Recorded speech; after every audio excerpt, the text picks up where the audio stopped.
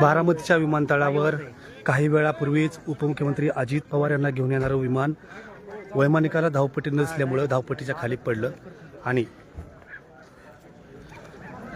अतिशय दुर्घटना घडलेली गंभीर.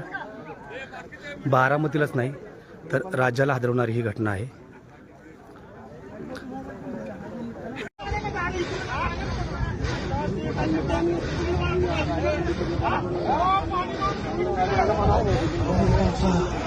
माणूस बघा किंवा काही काय इकडे तो माणसाचं तिथं आहे का.